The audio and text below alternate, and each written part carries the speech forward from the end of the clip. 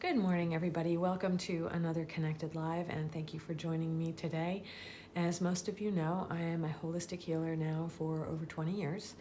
I have a platinum reputation. I've been doing only distance work since the beginning, so COVID has not disrupted my ability to continue helping people and animals anywhere that they need help. I tend to be the person that fills in the gaps when Western medicine can't explain a lot of things, or when training and development with dogs or horses are having at issue. Rescues call me when they have emotional issues to get through. I work with people as well with their careers. I work in business. I'm university educated. I attended law school. I speak 3 languages. I was in the real world for a long time.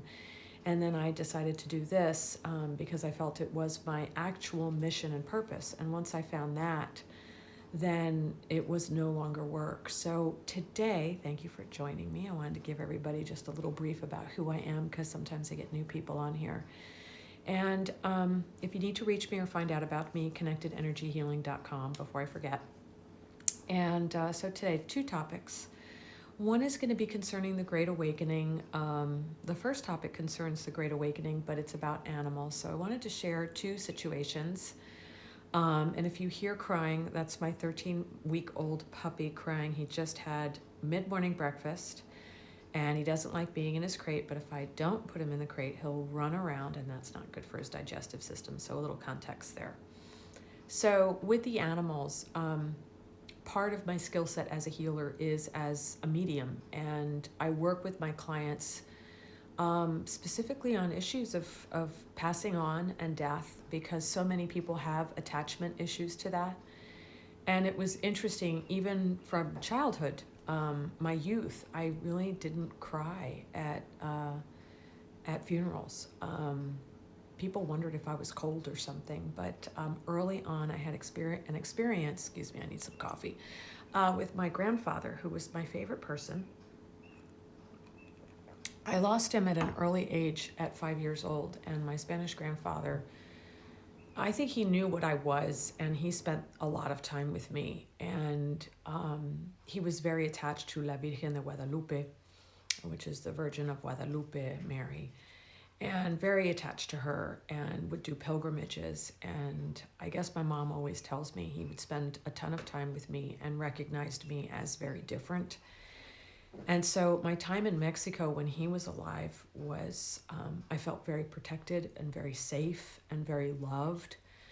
And it was literally after his death that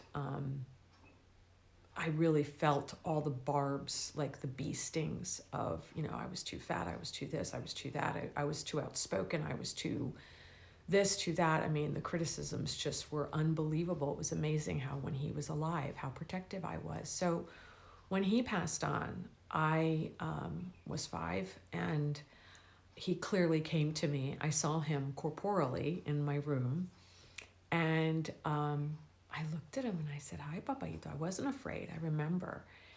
And I said, "What are you doing here?" And he said, "I need you to go tell your mommy that I'm okay. I need you to tell her that I love her and I'm free now and that I'm okay." And I'm like, "Am I not going to see you again?" And he said, "Oh, you'll see me when you need me." And he said, "But I'm okay now, and I love you. And just because I'm no longer here in form does not mean that I am not present." So I just went with it. I was like, and I walked into my mom's room and I said, "Papayito just said to say goodbye and that he loves you and that he'll always be with us." And she was like, "Roo." And then the phone rang, and she found out that he had passed away 5 minutes before, or 10 minutes or so, or half an hour. It was something like that. But enough time for him to come and talk to me and for me to go talk to her. So early on, that's the reason why I didn't cry at funerals. I understand that death is not death, not the way we talk about it, and that when people mourn, they're actually mourning for themselves. And that's okay too. We all have to process our emotions. I just processed it very differently. I have cried through the years over different things, like Jin's passing, Arrow's passing. So I wanted to talk about when they come back and talk to us. So I recently had a client that I had to help with their animal companion. And this companion, it was one of those things that probably a veterinarian would have said, oh, we can try these meds and that med and this and that and the other. And this animal was done. And they were really uncomfortable in a way that is like, not that they couldn't eat, not that they were paralyzed, but they had no zest for life. They were in pain most of the time. Pain meds weren't working. Food wasn't working. Nothing was working to fix it. And the animal had said they wanted to go. And so I let my client know this. And there was really interesting lessons that occurred. The client had everything prepped to come to the house because that was best for this pet. And it turned out to be this mess, like the vet questioning, the vet tech questioning, having the cat put down. Sorry, I said cat. But the animal put down. It was just a very weird scenario. And my friend called me, who's also a client, and was just in tears, like, I've been treated this way. And I said, you know what, let's try this person. And even though you have to go to them, I said, I think it might be worth your while. And you need to, it was about standing up for themselves. And that was something that her animal companion had been teaching her, to stand up for herself. So even down to helping this animal cross, the animal was still, through the circumstances, helping punch home all the lessons that animal had been trying to help their person with. And my client, my friend, clearly saw this and really didn't even need me to point it out. They saw it. So one of the remarks later on, after the animal had passed, was literally within less than 24 hours. They came to visit me today. I saw them in the hallway. I saw them in the bed. And the person sounded really good, for less than 24 hours of this happening. And I said, see, this is the difference. And there was quiet. And she said, what difference? And I said, well, the difference when you're not attached. When you are attached and codependent with an animal companion, you are less likely going to see them after they've passed, because if you are codependent or attached, they're going to give you time to get over it so that you can move on and process your feelings. But if you have no attachment and you understand that what you did was in the best interest of your companion, they'll show themselves right away. And this was a whole new paradigm for this person. And I said, so hold on to this feeling, because you have other animals and you want the experience of helping them pass to be like this so that you can get instant validation afterwards. So I'll give 2 examples from my life. When Jin, my beautiful black German Shepherd in Hollywood, passed away, I literally didn't know how I was going to survive without him. I literally, as he was dying, said, I don't know how I'm going to breathe without you. I can't live in this horrible place without you. You've made being here possible for me.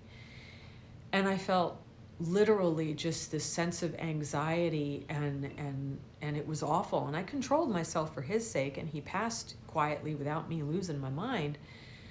But in the car headed home, I got a call to do an on-camera thing literally that afternoon, and I was going to cancel. And the one thing I did hear was Jin say to me, and I felt him in the car. I felt the car bouncing as if he would pant in the car, which was highly unusual. The road was not bumpy or anything like that. And I heard him really clearly say, don't you disrespect my life and all my work with you by bagging out on getting your work seen and helping more people and animals. You will disrespect me if you do that. Respect my life and my mission and purpose with you, and go film. And I was like, I had no idea how I was going to get it together, but in his honor, I did it, and it went really well. Sorry for the constant drinking of the coffee. I had none so far this morning, and I hadn't realized how dependent I am on my organic coffee to wake me up. So my second analogy or example is, say an example, not an analogy, sorry. Arrow. When Arrow passed, man, that was another hard one. And my magnificent horse. I got 6 years I should have never had with that horse, and he was magnificent to the end. And what was interesting is the moment he passed, I saw him above his body, standing on the other side of his body, straight the way he used to stand and proud. And there was light all around him. And the vets couldn't see him, but I could. And I stared and I heard him say, "Thank you for keeping your promise to me. Thank you for doing the right thing. Thank you for being selfless. And I will always be with you." And I felt such a wave of love from him pass through me. I'm getting misty-eyed over it. That it's a feeling I'll never forget. Like, I felt love in its purest form. Like that magnificent horse. And I have felt him, heard him, seen him. He's given me other gifts. And so that's another example. So I can tell you also, Jin showed himself, my dog, that one time in the car. And then after that, I was begging him, "Can I see you? Please come to me in a dream. I don't care." I was very codependent with Jin. And it was the only time I've been codependent. And I learned my lesson on that one. And I've never done it again. And 6 months later, after like 30 people had seen Jin, he visited people across the pond in Europe. He visited people everywhere that he had met that loved him. And so when he finally saw me 6 months later, I said, "Why did you take so long?" And he said, "Because you couldn't move forward without me. So the more I showed myself to you, the more you weren't going to process my passing and my transformation, and that would have not been good for you. So you had to let go of me in order for me to show myself to you." Okay. So that's the ticket to being able to see loved ones who have passed. You really do have to let go. And you have to be devoid of attachment and devoid of ego, and then they show themselves. So like when my grandfather died, I was 5, I was still so close to the other side, and I hadn't been beaten down yet as an indigo. So I was still able to feel like he's not dead. I was able to feel that. Later on, things changed a bit. So then, I had to relearn all that. Okay, so my second topic for today is part of the Great Awakening. And the Great Awakening is also being able to see other dimensions, the other side, if you will, other timelines, remote viewing, other galaxies, other species. It's understanding connectedness. And so I'll transition into the Great Awakening. Like when my clients work with me, they're naturally able to do all these things. And like my client, who's also my friend, who's known me forever, basically just used me as a sounding board. The person was totally able to do everything. They really didn't need me. They processed a little bit. They needed a little bit of support with sticking up for themselves with the weird doctor situation. But in general, they did it on their own. And that's because they've worked with me consistently, and they've woken up and they see it and they know how to do it.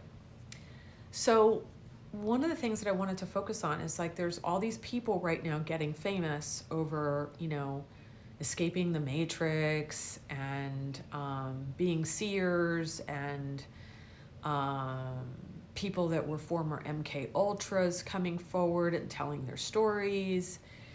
And basically what I see happening is, I've been awake since the start. I got beat down around 12 or 13, and then it took me until around 19 or 20 to dig out of it. But I've been awake the whole time. It's not that I knew all these things specifically, but I saw them, felt them, and went, could that possibly be real? But it feels like it. So I had all these things that I had categorized in my head through the years of experiences and went, oh, that was real. Oh, it is real. The cabal, the deep state, these 13 families, all this crazy stuff, the pedophilia, the adrenochrome, yes, the aliens, the reptilians, the greys, and I've had experiences with them and I've seen them. The fact that they can clone people, I've always figured, like in Hollywood, there was more than a few times that I know I saw clones. There was more than a few times that I saw things, people with masks on, kind of like we're seeing in the White House. That's not the real person anymore. Hasn't been for a long time. But, it's all coming forward. But there's people now like coming to fame that were part of it in big business, made millions. Some, had parents that were high-level CIA or, in secret service of different countries. This one lady that's an MK Ultra, she, is much older than me, but, definitely speaks from, more 1960s speak, less professional, obviously has survived a lot of horror, and I celebrate that. But one of the things that's been bothering me is that it seems like all the radio shows, all the alternative media, it's like MK Ultra survivor, pedophilia, like there has to be a way to inform people of what's going on without glorifying the victimization. The thing that I'm struggling with is that it's like you get on the MSM and say there's a serial killer, right? And it's like the serial killer did this, and this is their MO, and this is how they dismembered, or it seems like they're eating parts of people. And it just seems to me that the focus is on the darkness rather than on the light. And the whole point of this return to faith and the return to light, because we all fell asleep at the wheel for too long, and so we're being put in a bad situation to wake us up, because you can only wake up if you've been asleep. You can only see the light when you're in the dark. So we're going to have to suffer some to get back, and to improve and evolve. So we're in for a lot of things that I think are going to be, like some of the stuff that I just mentioned, really hard for people to accept that's real, but it actually is. And I was at high levels of business, and I've experienced it. I never set myself up. What I can say, I'm digressing. I think there's too much focus on the darkness and not enough focus on the people that are of the light, that have sidestepped tremendous evil, never got caught up in these weird things that are happening. Like, I've had experiences with aliens more than my fair share and threatened to be taken, but I didn't allow it. How didn't I allow it when other people get abducted? I don't know. I've always been told that my gifts are very unusual. Every time I meet a psychic or a medium or something like that, I always get, "What are you?" Somebody did my chart, and holy crap, we've never seen a chart like this. I don't really know what I am, and I'm not too concerned with it. What I'm more concerned with is what my mission and purpose is: to be of the most service to people and animals and the planet, to be the best example I can, to show people that everything that is good is possible. You can thrive no matter what's happening, no matter where you've been, no matter what age you are. And I'm going to be 51, and I feel this sense of urgency that, like, half my life is gone. I've got maybe a quarter of it left, and I want to get as much out there as I can. And I have some pretty fantastic stories, but they're not, like, everything has always been sidestepping evil, sidestepping the traps. And I have to say, like, when I've dealt with demonic possession in people, demonic possession, it seems like the aliens are in alignment with this if they're the bad aliens, the negative ones like the reptilians or the insects or the grays. It seems that my experience has shown me that you have to have some form of permission going on. There has to be some kind of either subconscious permission or soul contract. My contract had nothing to do with any of that other than to know that they were there and to stick up for myself and let them know, take me and it'll be a really unpleasant experience, because I might go down, but I'll take a load of you with me. And I know that sounds really trite, doesn't it, when you're talking about alien beings with technology that are far surpass us. And I don't know why, but every single time they've threatened to take me, I've been able to back them down, and I have proof that my sister was on one of those situations with me. So when people that are famous or have shows that keep highlighting the negative, it's not that we shouldn't talk about what exists out there and shine a light, but I think there's too little being done to celebrate those that have followed a true path and stayed in the positive and stayed in the light and been good examples the whole way through. and have been mavericks and have given up a lot of things that material-wise I could have had if I just given in. And I chose never to do that. And I've never been compromised. Yes, I was stalked for 11 years, but I was compelled to learn how to protect myself. I was compelled to be committed to it. Nothing, that person, the profile that the cops did said that he would have tortured or killed me. But something compelled me to learn how to fight, to learn how to know how to use weapons, to say no one has the right to make me afraid of my own house. And not even the aliens have that right. Nobody, not a ghost, not an alien, not a human. No one has a right. And so I have a lot of that poet to me, but I also have a lot of warrior, but it's a peaceful warrior. I will only fight to defend. I never attack. And even now at 50, I have this weird confidence, always energetically and physically and emotionally. I'm in alignment. I might be a little old like Yoda, but I'm still strong. And so I just had a recent episode with aliens again. I think they were the Greys. It didn't feel positive, that's for sure. And when I've had positive experiences with aliens, it's very light, it's very bright, it's very intellectual, it's very compassionate, and they talk with me through telepathy, through my head, and I get their information. The Greys and the reptilians really do threaten. The reptilians have seen me and I've seen them, and they don't bother with me. I almost snarl at them as if like a wolf snarling at a snake. When I've seen them in public, and I have seen them. The Greys, now they're the ones that have consistently been interested and have constantly pushed and seen where's she at. And this last time when I was, 50 years old, I just kind of went, I might be 50. I might be about 10 years older than the last time you poked the bear, but I still have a lot of fight in me. So if you're going to do something, be committed, because I'm committed. I will take you all down with me. I will make a mess of wherever you take me. And then they left. They had the blue light on me and everything. It was crazy. It was before dawn, outside, taking horses out in the dark. There were no lights. It was really crazy. So I have stayed steadfast in business and in pursuing my career. I was offered TV shows and I was told, Gabby, you need to be more of a crazy bitch. I had worked too hard for my credibility to go there.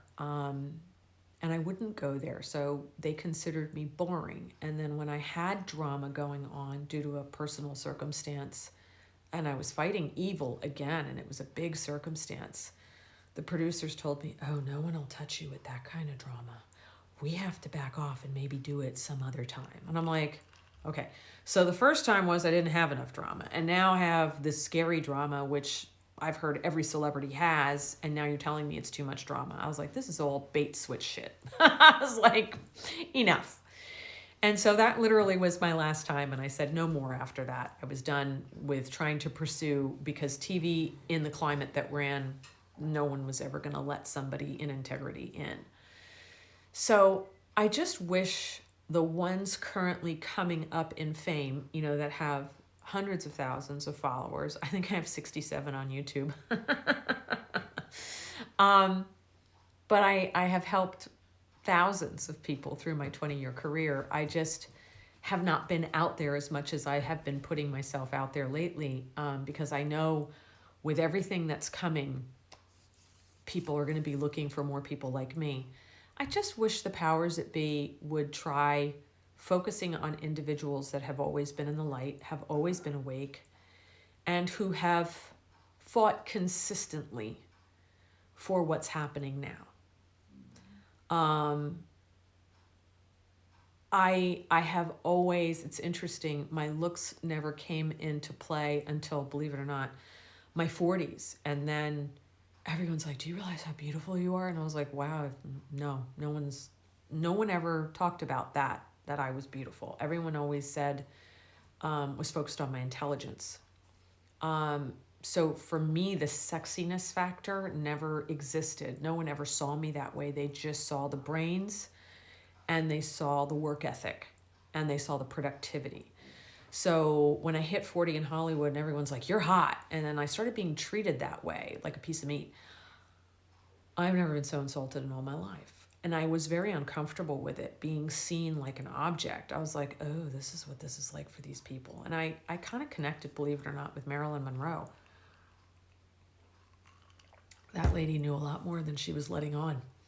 And she was also involved in a lot of bad stuff. And when I started getting popular in that way, that people started saying I was beautiful, she connected with me and spoke to me quite a bit about how much she suffered going into the darkness for the fame. And she warned me, don't fall for it. Don't fall for it. Don't let them treat you that way.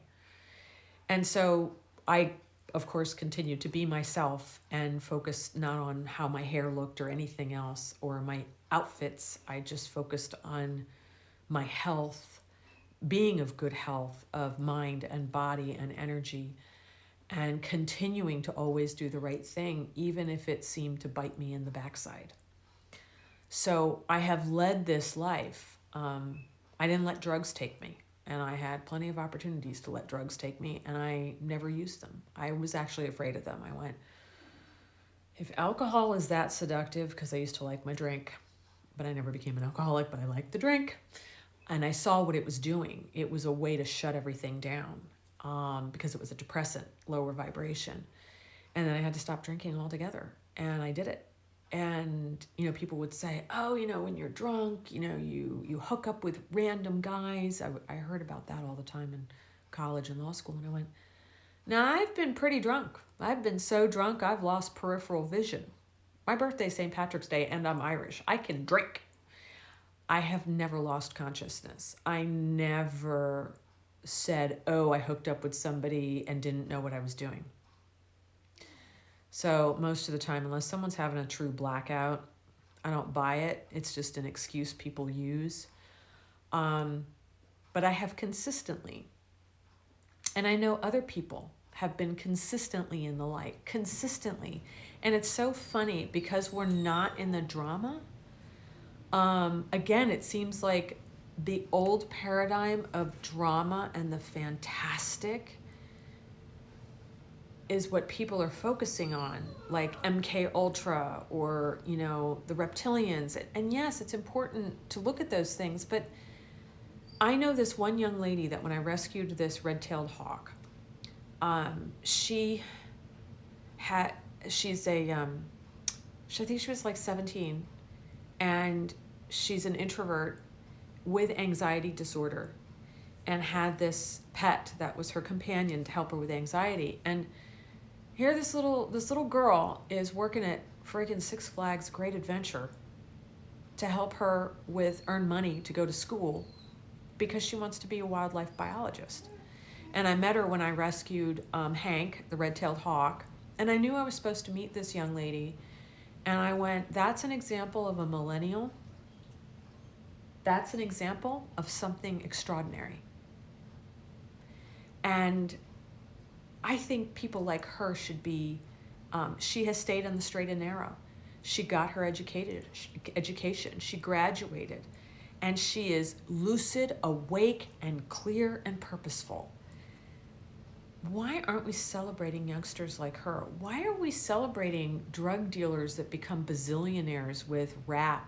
It's really easy to rhyme shit with bitch because there's not a lot.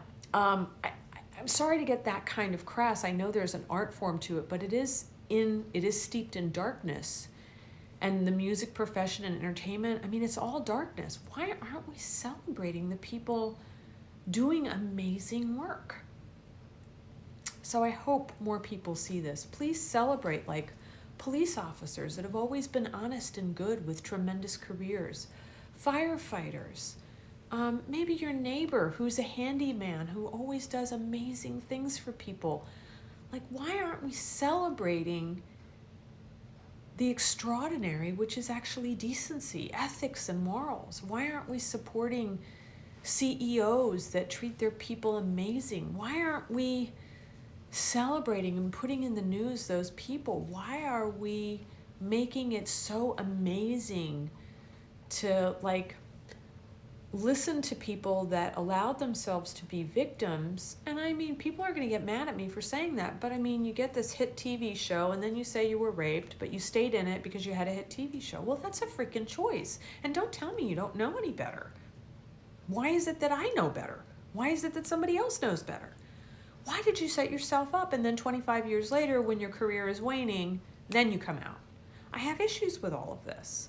I actually had to back down a couple of studio executives and I said, close that door and you'll be picking up your teeth. Now it cost me work. No amount of money was worth my dignity. Why doesn't everybody intrinsically have that? And you can't tell me it's programming. There are some of us that have chosen not to listen to it. And do you know how many, I mean, one of the greatest tragedies that I think people don't talk about, and again, that should be highlighted, is why there has been a systematic eradication of indigos and crystal children. We are convinced we're bipolar, we're ADD, ADHD, anxiety disorder, depression, and then they medicate the hell out of us so that we don't even know our own names. And we go crazy because they keep telling us we're crazy. Not that we're gifted, not that we're connected, that we're crazy. How many of us actually make it to adulthood? Do you know God, Light, Love, Buddha, the universe put the indigos and the crystals en masse to question systems that don't work and lead the way into the light. That's why you have so many more being born as the decades progressed, because that was the light's way of putting these uber awake people on the planet with all the gifts and all the ability to help humanity discover what was already within them. We were the light holders. And society systemically went out to destroy us. Drugs, alcohol. I mean, some of us we made ourselves sick because we couldn't handle it. I almost did that to myself, gave myself cancer because I couldn't handle being here and not having support. You're told you're crazy if you're a medium. You're told you're crazy if you can talk to a tree. You're told you're crazy if you understand the earth. You're told you're crazy if you're, talking, with the other side, if you see other dimensions, if you can remote view. No. We were put here to help save the planet for the Great Awakening en masse so that we could lead and guide. And society, because of the cabal and the media and everything being owned by darkness, set out to destroy all the indigos. So what I'm in my practice finding right now, all these lost indigos and crystals that are like, oh my God, it finally makes sense to me. Some of them are 65, some of them are 25, some of them are 18. I wish I could get more children. I had a dream that if I got a TV show, I wanted to fund after school programs for gifted indigos and crystals so that they could learn about their skill sets and use them appropriately for their mission and purpose.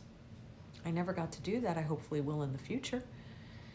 And this is what I'm talking about. Like, this is a topic that no one is talking about. The systematic eradication of indigos and crystals throughout the centuries, all the way to Joan of Arc and probably before. She was an indigo and burned, murdered. Of course, the minute it didn't go the way the system wanted, to their benefit, it wasn't about looking at the highest good. So more and more indigos and crystals have been born, and our society has done nothing but torture us and invalidate us. And most of us have IQs off the Richter scale, but because we don't learn in a traditional manner, we're told we're stupid, we have learning disabilities, that we're ADD, ADHD, bipolar, and all the other things I just mentioned, and they medicate the hell out of us.